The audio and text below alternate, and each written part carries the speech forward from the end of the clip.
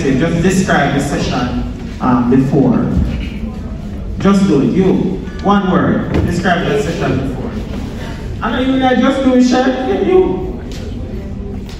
One word. Give me one word. Describe that session before for me. Engaging. Engaging. Informative. Interesting. Awesome.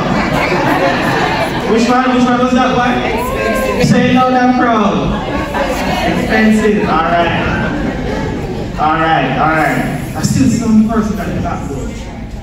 So look like them don't want to go US. So everybody over here wants to go to the US, right? Alright, so let me hear you say US! US! No man, you have to do it loud and proud. US! US! Alright, good. So of course, you know, I'm from Jamaica, but I also live in the US. So we have to represent. And we want to. Anybody did see the Observer article about the expo in the paper? Yeah. No? One never see? Yes, and on TikTok. All we're doing is basically trying to grow to those who are here to see how we can create. So I know the team are here from the US, they're waiting patiently. But we're not going to US. We'll come! Right. Good. So we're going to talk about the US immigration pathways to live, to work, and to study in the US.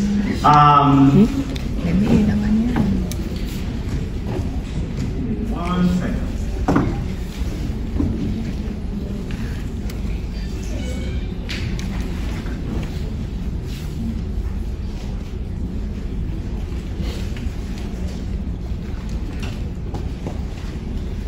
Alright, so folks, this afternoon, yours truly, I have attorney Dion Winter-Fonde, and I have attorney Kevin Miller, I have the consular queen, Nordia Barrett Lewis, all from the US. We're going to talk to you about live, work, and study.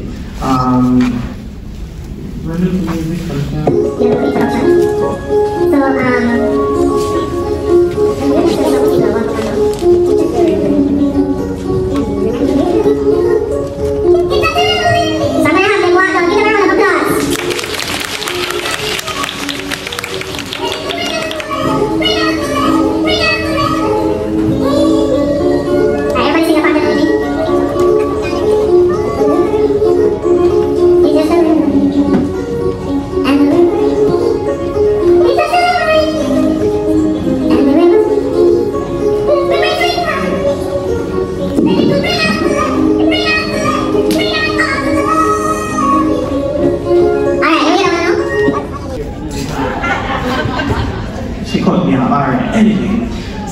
real quickly, we have with us attorney Dion Winter-Fonde, as I mentioned. And Dion Winter-Fonde is a passionate practitioner of immigration law. For more than 2 decades, she has served immigrant families. Her passion stems from her own personal immigration story. Born on the island of Jamaica, she immigrated with her daughter to New York City in 1996. There, Mrs. Fonde joined her mother, who had moved there a decade before. And of course, her mother's work helping other families immigrate in the United States soon inspired her own career choice. Ladies and gentlemen, please make Dion Winter-Fonde welcome.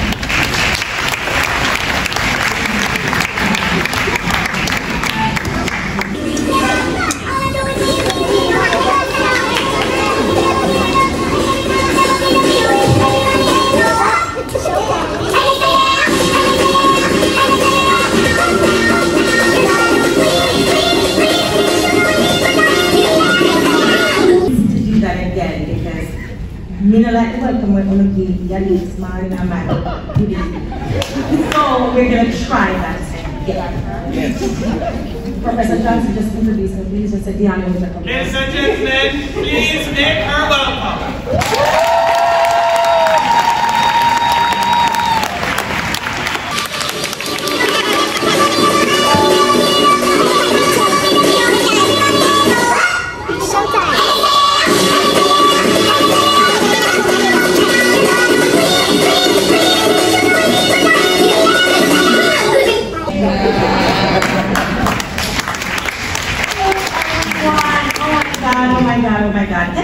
much, guys. Let me tell you, this little country girl has come home.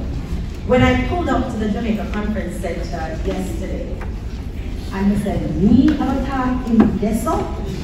Like, it really hit me like, you guys, you have no idea what that feels like. Before we talk about immigrating to the United States and my phenomenal panel that I have on the left, more to the wake up, because I'm not here to preach. I'm here to share our story. Every single person on this panel has an immigration story. So I'm going to ask all of you to commit today to say this is the beginning of your immigration story. But it was a time for my mother to migrate to the United States. There was no expo in Kingston. The only thing my mother knew was that, you know what, she'll go borrow one of the money, she'll go take one of the bus, she'll go in the town, and she'll go tell the people their lives, so she'll go visit foreign. That's all she knew. She never had this information that we're bringing to you today. So we're going to look $50 kind of steep this amount. We get it. And that's why we price it so low enough, because listen, we want the information to be in your hands. After we pass this baton, the button today, it is now up to you to decide what are you going to do with this opportunity. I wish I could come here today and state that my name is Deanna Winter, and I work for the United States Embassy, and everybody in this room is getting a visa. I would be lying. I would be lying. But what I can tell you is that my name is Attorney Deanna Winter Funde, and I've helped hundreds and hundreds of family members migrate to the United States, gain status, buy homes, file for their children, and be able to visit at Christmas. And the purpose of today is to kind of show you some of those pathways. All right, next slide. Honestly, you guys are tired of my pictures. All right, so like I told you, I grew up here in Jamaica, right? I left here when I was 21 years old. Those pictures are just to show you guys that I'm a badass attorney. That's all those are. There's literally nothing on those slides. Next slide. Right, so I grew up here in Jamaica in a little town called Rural Retreat in St. Anne. Raise your hand. Rock, rock, rock. Pretty girls. So don't go to my left, you're right. Lots of pretty girls. So that's where I grew up. I was the last of 7 children, and my mother was that character in my family, the one who said, you know what, I'm going to go look for this opportunity. Like I always tell people, my dad sold a cow. In other words, when my mom came into Kingston, got into visa, there was no way for my father or family to really get out there and get that ticket to the United States, so my father sold a cow. Needless to say, within 6 months of my mom leaving Jamaica, she was able to buy back a lot of homes. So now you see my passion. All right, that is my mother in red. She's now deceased. My mom passed December 26, 2015, and I promised myself I would not cry today. That little dry egg picking at the back in the blue, if you notice I'm still wearing blue, that blue in the blue, that's me. When my mother left me, I was 13 years old when my mother left for the United States.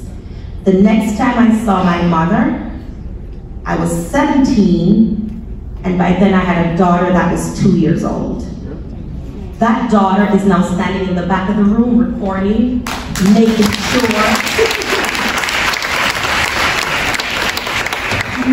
sure this dream works. So when you see us as attorneys coming back to Jamaica, it's not because we have to. And I say so with a lot of pride, because I want to dispel all the rumors that we're here to scam. It would take a lot of patience for me to do my nails, get my shoes done, get pretty frock, lose 5 pounds looking at the pretty frock, become and scam the $50. So I want you to keep that in mind, right? We are here because we're throwing back the role, and I must commend attorney Yannick Russell, because she's the one that spearheaded this.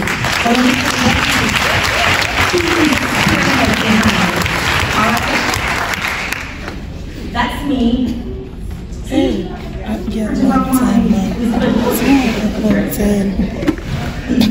Walking trophy. That's me when I graduated law school. In the white is Danielle, who stands in the back. She's always next to me. She's the director of customer relations in my company, and she makes sure everything runs well. It's a family thing. To the middle is my mother. Next to that, my mother is my dad, who's still alive in St. Anne, and then my son, who's not here today. So that's our family. That's mommy and daddy. That's when I graduated law school again. And so my passion for immigration started because of my mother. When I went to the United States, my mother took me to meet with this attorney. His name is Attorney Mark, and he was a US immigration lawyer. She brought me to Manhattan. I walked into this building and he was God in my book. Because he's the one that my mother had gone to and paid really good funds for my daughter and I to migrate. So I left Jamaica legally, and a lot of people think because I left legally, I'm not gonna fight for people for whatever pathway they need. Of course we want you to migrate legally, but sometimes opportunities come in a lot of different ways, all right?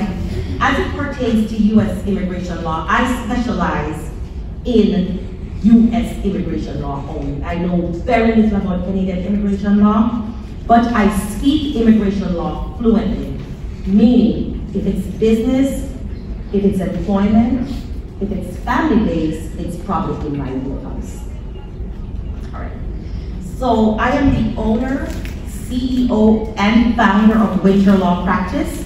That is an immigration law firm in Tampa, Florida. Now, when you're migrating, I know it's very easy to think I'm just going to show up at this event and somebody's going to give me a visa. No, we're going to show you information, and then you can decide, listen, Michael Jordan had a coach, Kobe Bryant had a coach. All those phenomenal people you can think of, they've had coaches. So us immigration lawyers, my team and I, we're going to be your coaches and we're going to get you to the end. Today is the beginning of a journey. You're not going to leave here with a visa or going to go to Norman Manley and board a flight. What you're going to leave here with is hope, understanding, and information from the right source. Live, work, study in the United States. I'm also the founder of the Winter Immigration Law Academy. The people to my left have all come through my academy. In other words, a girl is a big deal. She won a university.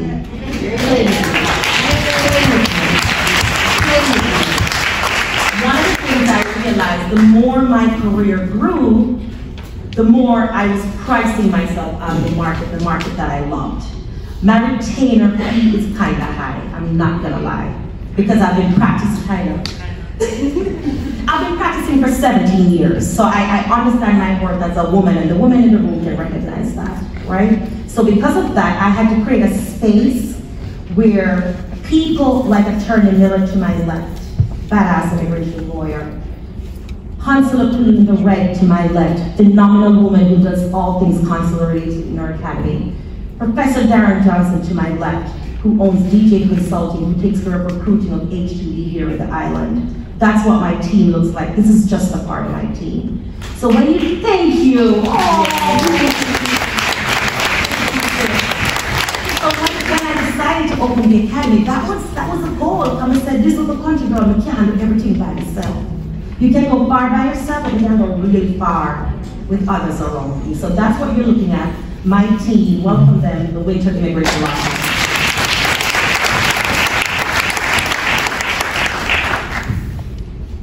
All right, so when we talk about living in the United States, I am going to bring Attorney Miller to talk a little bit about living in the United States. Each person is going to give you like 2 minutes on what it means to live in the United States. I'm also going to kick it back later to Attorney Miller to talk about H2B, because I know that is important and he's a big player in the H2B field. He also has his own company. So I'm not going to introduce anybody and read their bios. I want you to take notes. The first, Attorney Miller, I want you to tell us a little bit about live in the United States.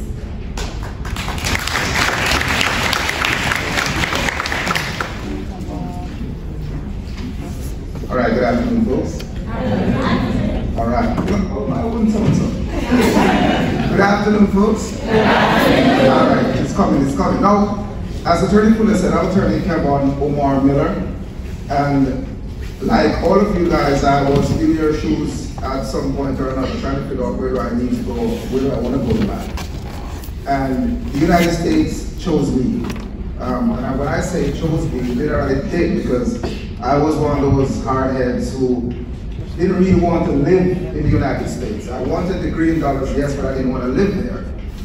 But living in the United States, it presents you with numerous opportunities. And you're talking about someone who, did you want me to introduce myself? Yes. Or you want me to break it down? Break it down quick. All right, let's break it down quick. I'm from Warsaw, Troy, New Trelawney, in that little place down there. I'm the first, oh good. I'm the first of 12 and counting for my parents. Because I still don't know where my dad is, but I'm counting. I was a member of the Jamaica Constabulary Force for 13 and a half years. I was shot to my left around there the 24th of September 1998. But before that, I was almost aborted, and she said something about when. My mother got pregnant at 16, and they took her to do an abortion. And she left that doctor's office saying, no, I'm not going to kill my child. So, I'm going to be back here, but living in the United States, as what Attorney Tunde is saying, is that it gives you a different perspective. It's not all about the money, it's all about how you live in terms of your medical expenses, the comfort, all those things. It's there. So what we're here about today is just to give you that blueprint, that pathway, in order for you to be able to have that as an opportunity. So in the next few moments, you will hear how that can be done.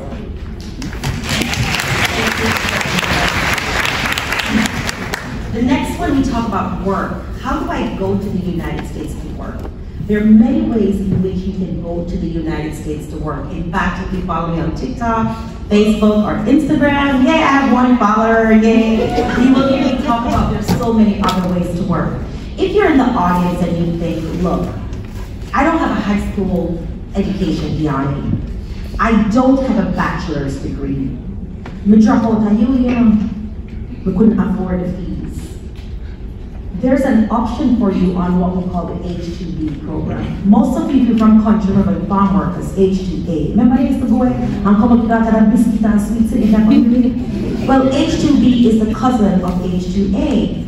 And what we try to say to Jamaicans, look, this might be an entry level, meaning attorney level might say you might have to go work as a janitor, a cafeteria worker, or something like that. So I'm going to bring Professor Johnson up to the podium to tell us, he's a recruiter here in Jamaica. I want you to talk, and if you're here and you're a professional, meaning you have what we call a terminal degree, you should definitely be talking to me or come to the VIP session because you can petition for yourself.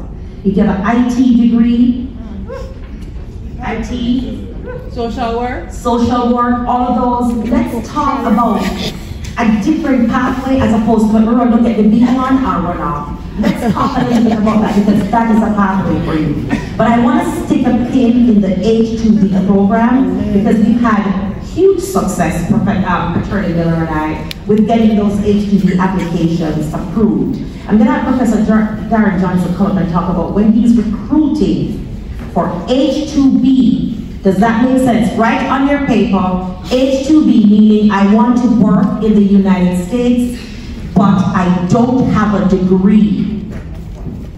What does that look like? Professor Johnson.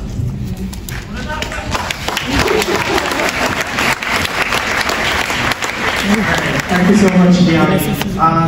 Afternoon again, everyone. So H2B, I know you've been waiting to hear this information. And I mean, all right. So H2B. So I went to the States as a J1 student. I went to Meat Teachers College, and I went to peel noodles with Casey up there, and did that, and eventually transitioned as a permanent resident there and a citizen. In terms of H2B, so that motivation that's why I'm here today, to kind of help other people to get there. I know the process, I understand what it is, we go through it, and I'm ready to help a lot of them to the same. So here in Jamaica, VJ Consulting Services, right? You have the housekeeping certificate, you have the experience. We have a rigorous process that we're going to put you through.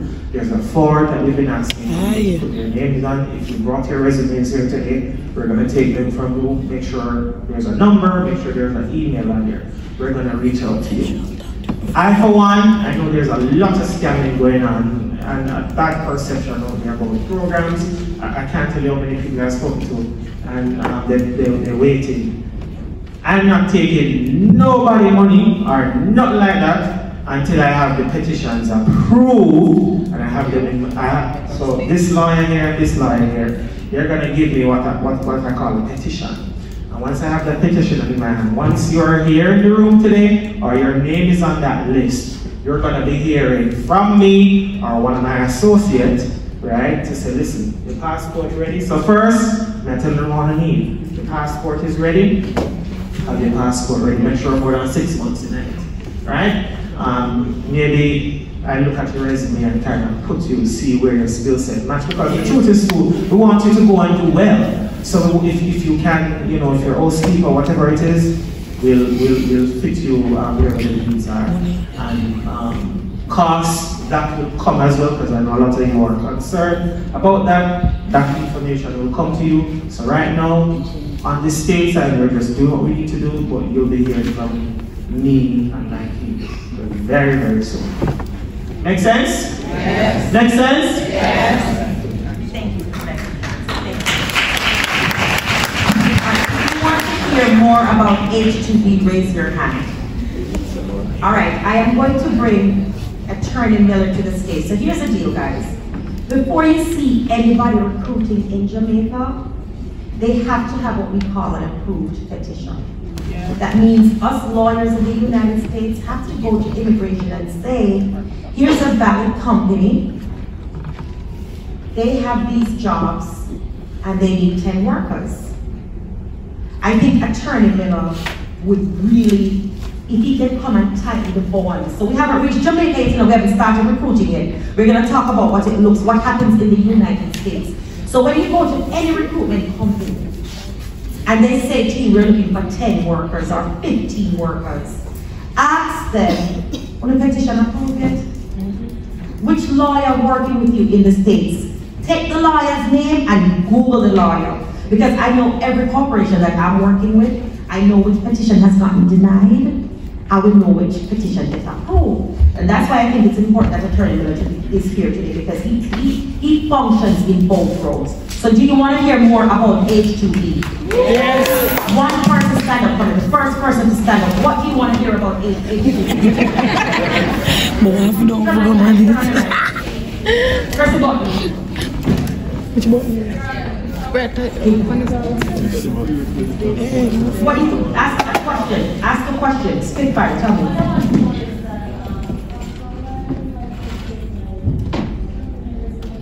From H2B? Yeah. Ooh, I love that. So you know, kids at the hand, right? So she says, for those people on YouTube, those people on Instagram, and those people on LinkedIn, we're live guys. She wants to know, H2B, where can I go from here? So Attorney Kevon Miller, you're gonna come and talk about what happens when it's the process, so people understand the time frame in which people should be recruiting and what questions you need to ask. And then from H2B, what if she come up here and meet one of the nice man and you say, well, what she needs to do? Or what if she comes to America and she comes with her degree, her medical degree, now she can potentially petition for herself. 3 minutes, Attorney Miller. Open up the book and start taking notes. There's not a sleep time. Attorney Miller. All right, so the H2B, it's H2B, temporary non-agricultural workers. Now, the misconception is that when people hear about H2B, they're talking about hotel program. No, that's not what it is. That's just one of the aspects of the type of employment that's provided. But how does the process work? So, because of the labor shortage that the United States has been having this for decades, they came up with this program where employers in the United States or their agents can petition to countries, participating countries, and luckily Jamaica is among the participating countries. Every year, and they just increased that, but it used to be 66,000 slots per year. And there are 2 times during the year that an employer can petition for H2B certification and visas. And that would be application submitted July 2nd for folks to come in October 1st, and then applications January 1st for folks to come in on April 1st. Now, this process is a 3-step process from the employer's perspective, where you have to get certified by the Department of Labor in the United States, which means that the employer must prove to the Department of Labor that you are a reputable company, you're paying taxes, and you have these jobs. So it's called a needs basis, a statement of need. Why do you need these folks? Once you get certified from the Department of Labor, then we get that certification, and with that certification, an attorney like myself would then petition USCIS, or the United States Citizenship and Immigration Services, to grant us a petition for a number of workers. Say, for example, you want 1,000, and don't think that is a big number because folks apply for that every season. You want 1,000 workers. So you ask USCIS for 1,000, that's a number, 1,000 H2B visas. So not an individual. Why am I saying this? It's because you will go to agents and they're saying, we're going to collect a deposit from you, we're going to put your name down in order for you to end up on one of these petitions. Lie. Because what I can tell you is that there are more workers than available slots, which means that an agent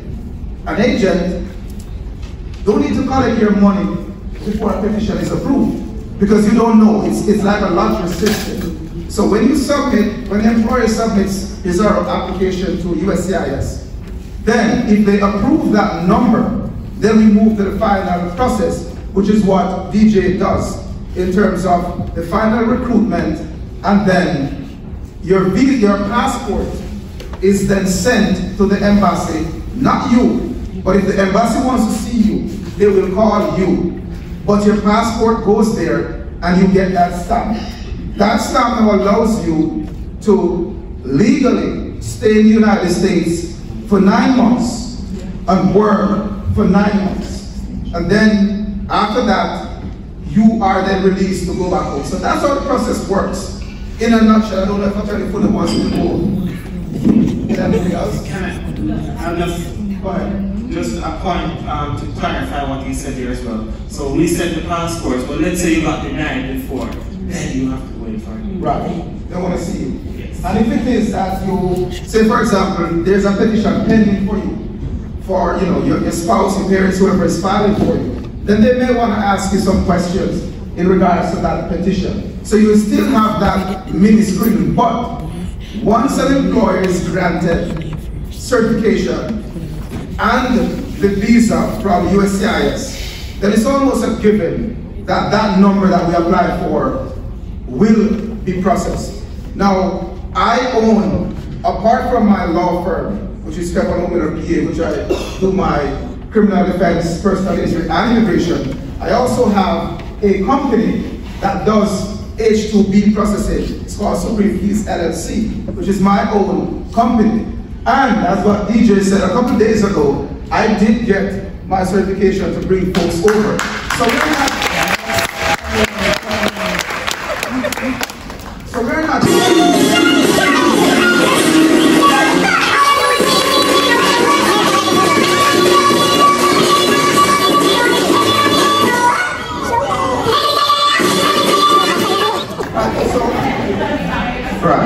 So what we're saying is that we're not just talking the talk. And if you should, any of you folks should speak with anyone from my little district in Warsaw, New Hope, Troy, Trelawney, then you will hear. So as the attorney who has been doing this for employers for years, I realized that I could capitalize on it in getting my little folks out of the country and expose them to life. What have I been doing? If I do a petition for DJ, and it's approved for 100 H2B workers to go to the United States. As the attorney, I'm going to use my power, beg or demand 10 from that. I say, I need those 10 for my folks. Do I sell them, charge them? No. I give them free to my folks. And you have a lot of them now in the United States. Go ahead and come. So, our focus here today is to let you know that that dream is alive. So you come on the H2B program, that's what Dion said. You meet Mr. or Mrs. Right, and you decide that you want to get married and then start a different life. Yes.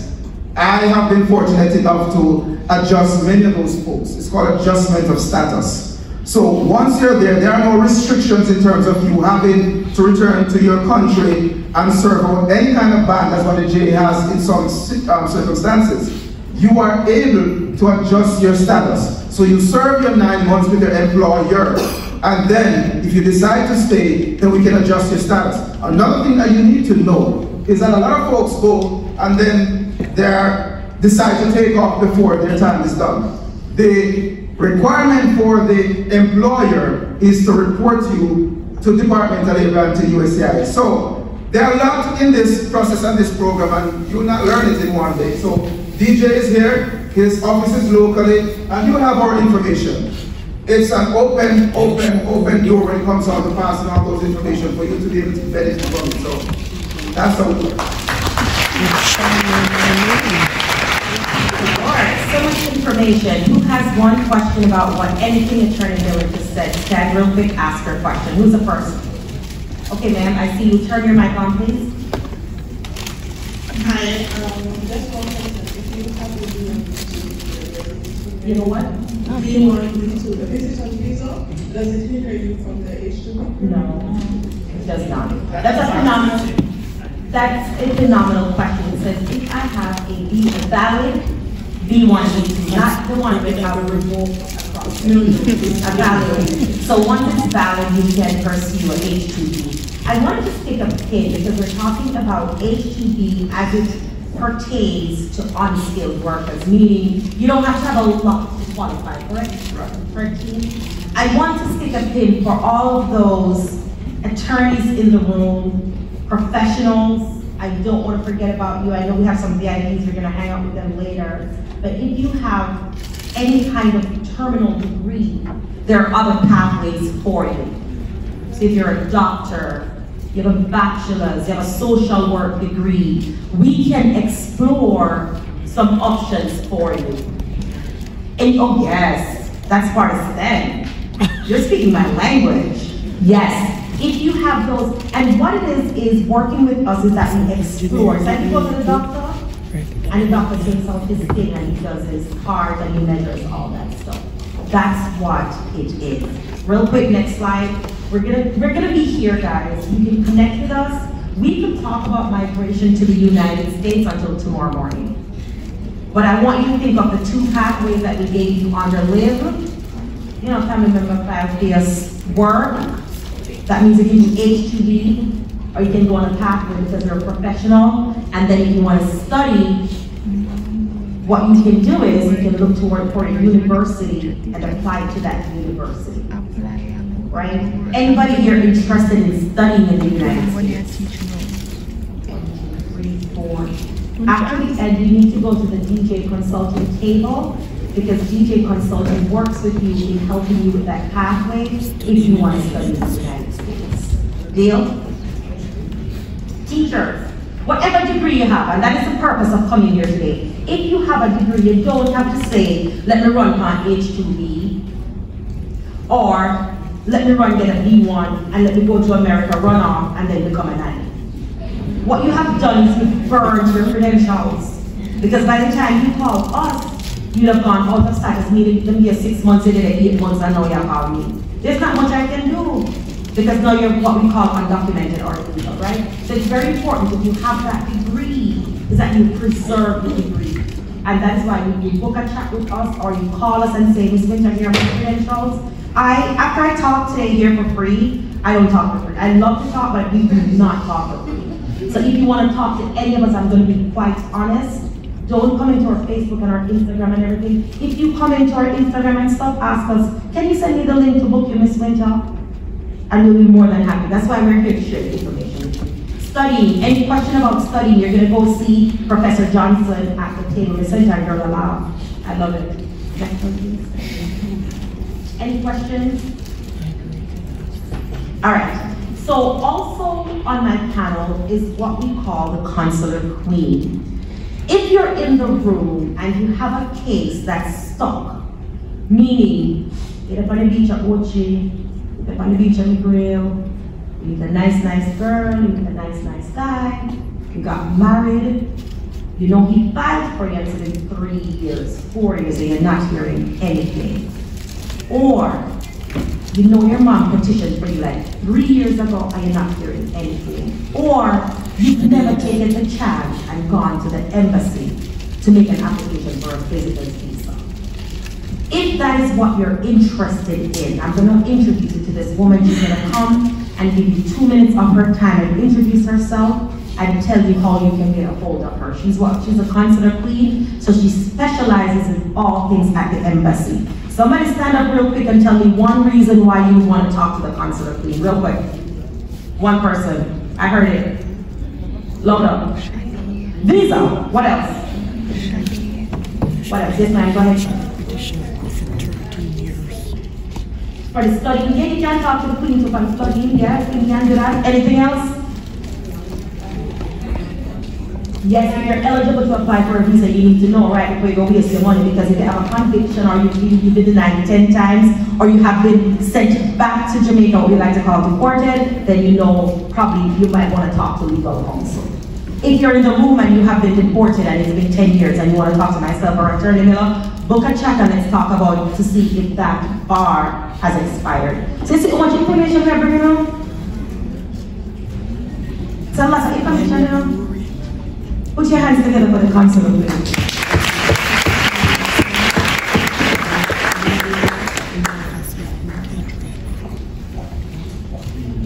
Good afternoon. How are you all doing? Alright, my pathway was very different from the others that you have heard. He actually put a ring on it. So that's how I got there. However, I would like to speak about a little bit about the non-immigrant visas. That helps a lot in deciding whether or not the United States is really for you. So I've had the chance of 3 renewals, so I really was sure that the United States was where I wanted to go, because I've visited Canada and other countries as well. And of course, apart from he who made me decided to stay there, I knew I wanted to be in the United States. Now, for the non-immigrant visas, there are persons that will tell you that, one, there are no appointments until 2024, 2025. That's not true. Up to this morning, I booked a client, and the client was booked for May 22nd, 2022, and I promise you, 2023, sorry. And I promise you that by the end of the month, February will be open again, and you're able to shift into that space, because you get 5 chances to shift for free. Another important reason why you need to know who I am: when you get to the United States on your H2B, you have adjusted your status with Kevon.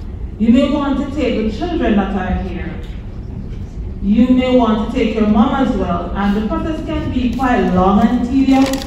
So what you do, you consult with me, and I will help you to expedite that case and get your loved ones to be with you much, much sooner. My name is Noya Barrett Lewis, and I'm the consular queen. Thank you so much. Alright guys, so we have one other guest who's going to be joining. He works at Marriott International. So a lot of times when you see Attorney Miller and I getting those petitions approved, it's because we work with corporations in the United States.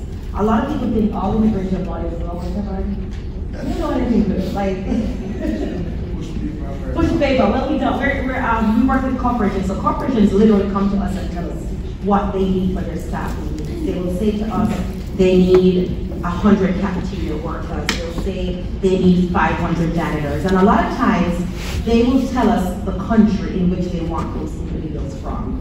So we're fortunate, one, to be Jamaican, and two, to have corporations that say they choose Jamaica because they recognize Jamaicans as very, very, very hardworking.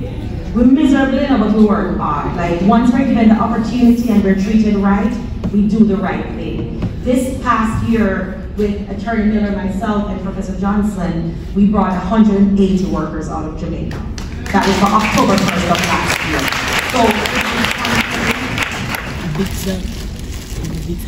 Okay, so we're just waiting for our married woman to come on, and then so I'm stalling. So we were able to bring on over 180 individual workers here from Jamaica.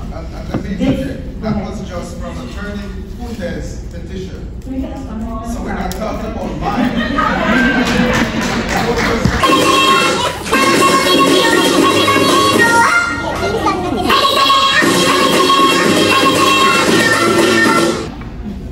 So that was just one petition, and that's why when Attorney Miller says, when you go to the recruiter and they tell you to pay to add your name, there's no reason to pay to add your name. When we're submitting those applications to immigration, we're literally saying 100 janitors. So you can identify as a janitor. Some people say, but Muslims don't have experience. So we say, you never watch cook and clean on your yard. You never serve your husband at the dinner, cafeteria worker, right? So you can always go back. You don't have to lie, because we don't say you have to lie to immigration to get through, but you can look to your skills.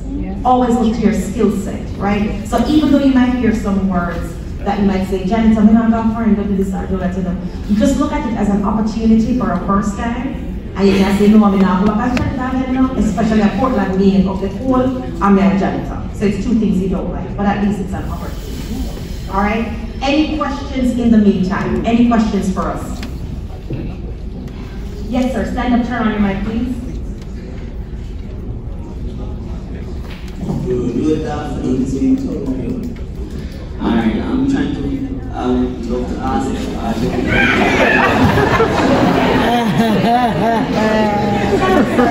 Is that Tampa reading there? Oh, church points to the left, so in this. Skill workers, skill persons. What about those persons? Skill. So I'm going to turn over to Attorney Miller. So two categories when you're migrating, right? We can say skilled, unskilled. And unskilled meaning is like, you never go hard, no, you never go like school. You don't go to school, you never go no formal training. The certification, yes. For the skilled folks in the room. So you can be an hairdresser, but you know.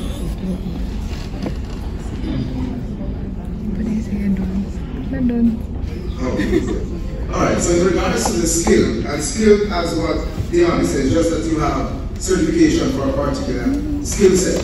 Employers are looking for that too, and we have a special path for that.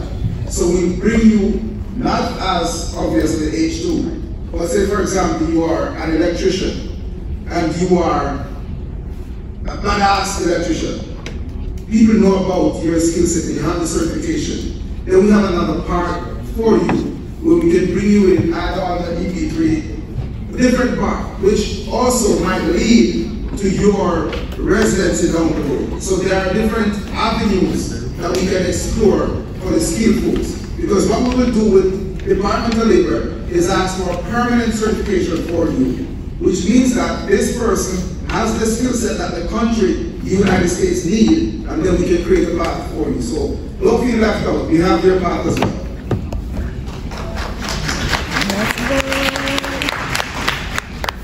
All right, any other questions for us? Any other questions? Right here, stand up, turn your mic on. I'm sorry, wait. Go ahead. Yes, good afternoon. Good afternoon. As it relates to the H2B, let's say you have a degree, right? Do you need to have like a certain amount of experience in order to get through for that visa? I love that question.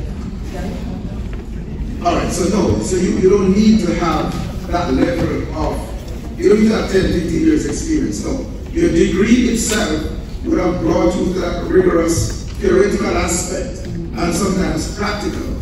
So if the employer is saying that I need you with that degree, then it's not Department of Labor or USCIS who determines that. The the employer would say, I need this person. If the employer says I need one with 2 or 3 years, then it's up to that employer. But your CIS and department are going to go with that question that. And I love,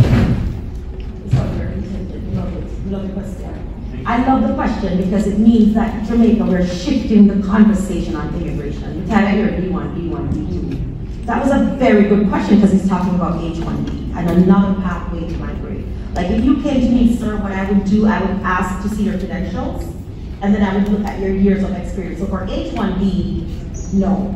I would almost, right, put it into like an EB1, some sexy category, meaning you can bring your family, you can live, work, and play. Like it's a whole different type of conversation. It doesn't have to, because H1B is like a nightmare. You'll be in there for 6 years waiting on this lottery. You may or may not get paid.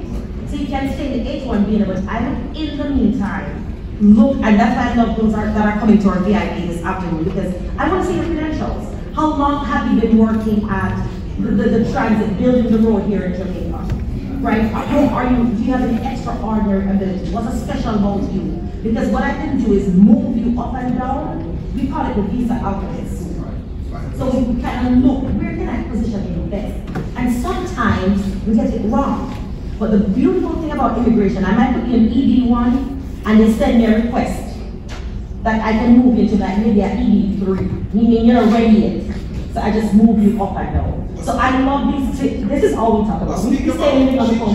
She just got a tattoo artist. Out of Mexico. Out of Mexico. That's how it goes. And I got a fitness instructor out of Brazil. Fitness instructor. Yes, so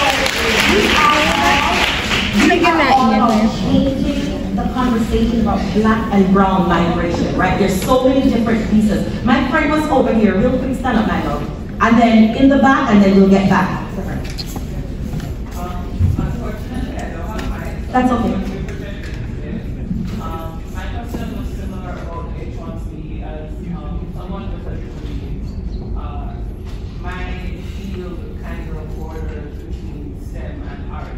So I tend to find it difficult to place myself there. How do you navigate that sort of conversation where you're really kind of like borders industry, not where you're working for? So the first thing I would do like an integration checkup on you. I look at your credentials. Are you recognizing your field? A lot of Jamaicans, they like to post every party where they go, then I post nothing about what I do professionally. We need to see like you publishing on LinkedIn, for example. Okay, so that's what I mean about an immigration checkup. I would look at you and I would say, does she have an employer or she does not? If you have an employer, I might go down maybe like an O visa. If you like singing my train and P, but no, let's not talk about that. But I would probably just look at your credentials and move you either all the way out or maybe like an NIW, national interest. So it really depends on what you have done, what you have accomplished. Are you commenting? Are you on the news in Jamaica talking about STEM and art? Are you extraordinary? You know, what is it about you that makes you special to go down this pathway? Does that answer your question? Yes. Miss, that's only one consultation. No. Come on, VIP. Come on, VIP. What is the next question? Real quick. Miss, go ahead. I'm just joking. What's your next question? Oh, no, my next question was how do I contact you? Oh, we have a VIP this afternoon, or my banner. My banner has a QR code. And you can just Google me. Like, I take out the first 6 pages of Google. Next question. We have one more. Go ahead, Miss. Shout it. I was just asking about the VIP session that you'll be having. Is it paid? All right, so we have a VIP session that is supposed to start at 4 p.m. We're not giving you the location because it's for those VIP guests. If you want to upgrade to VIP, my husband's right here, he's the keeper. You can go to him and talk about upgrading, or you can see Romaine, or you can see my daughter, any one of them, and they'll upgrade you. I think what we'll do is if you want to upgrade, we will deduct today's cost. So VIP is $275, a little bit under $300. If you want to come hang with us for 3 hours at a nice location, we just don't put our feet up. There won't be any mics, I promise. Literally, it'll just be like really neck to neck with us, asking us any questions you want about your auntie, uncle, sister, brother, anything. See my husband, or you can see my daughter, and they'll get you selected up. And I'm telling them, we'll take away the cost of today, so you can join us at VIP. Any other questions? Because we're waiting for Mr. Johnson to join us. One more question, and then we're getting back to the program. Yes, ma'am. That means that they never register. You have to register them on the website. You get on the website. So we can new to them. You get on the website, they want VIP. Yeah, man, there's some website as well. Yeah. That's a nice way new to people with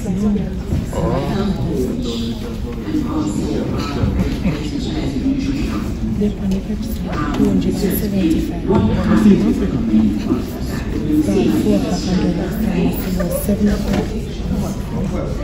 Just as we say that we got a fitness instructor, so you would fall, because this is your health coach, you would fall somewhere within that perspective right there, and then you see, you look at obviously your credentials, as you say, and then we'll give you one of those medals. Because what you need to understand is that these visas are underutilized. So the US will release 10,000. And only 2,000 is used up, so it's underutilized, so we can export. All right, guys, so real quick, we have one special guest. She's just going to talk to us for about 10 minutes.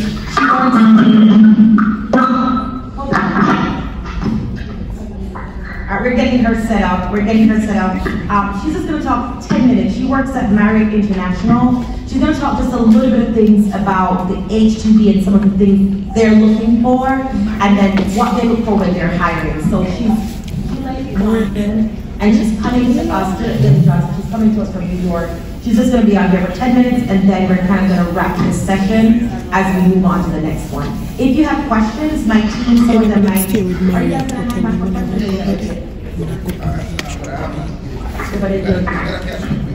So we can kind of turn it in a really quick outlet. Okay, so I don't know where I left off, but I'm working for the Marriott for 22 years. Next month going to be 23. But I know everybody want to come on the hotel program. Everybody want to come to the USA. It's a very good program, but the thing is,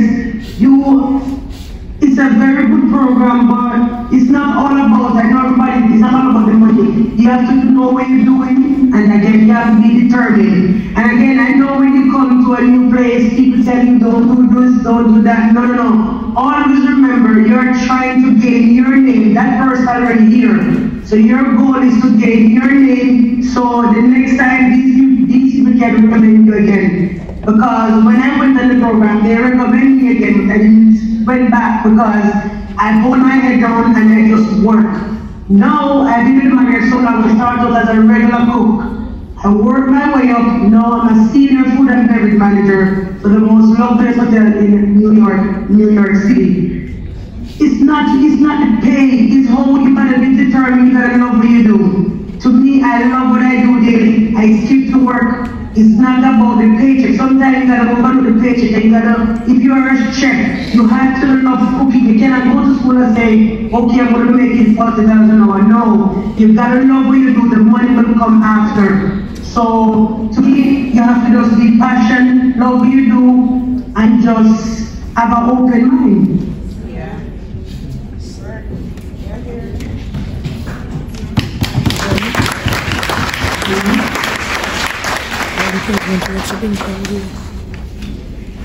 Alright, thank you, Jules. Thank you so much for joining us. Thank you. Alright, we're going to wrap this session, but we're going to make ourselves available for maybe another. How are we doing on time? We're running about 10 minutes behind. We're going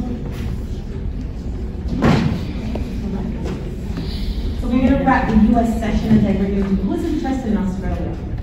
Nice. I love it. Sometimes you gotta go the path less traveled. Everybody don't go America. America off sometimes, you know. Sometimes when you put somebody, like when you see there's a show online that talks about the guy does it, he says like a Jamaican living in and you do different countries. Anybody watch that? I love that show because it shows that all of it. Hello? So we're gonna wrap We're gonna wrap the United States. Jules, we apologize for the bad. It doesn't, yes, it cut off, yeah. I don't know if I did, if you guys heard me. That's all right. What we're gonna do, Jules, I want to thank you. Everybody give Jules a big round of applause.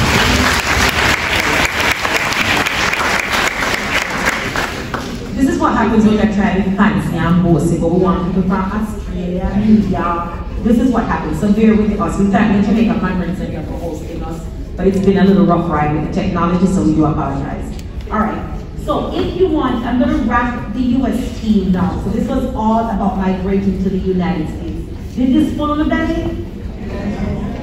Anybody have one more? Yeah. Oh my God, that's another one.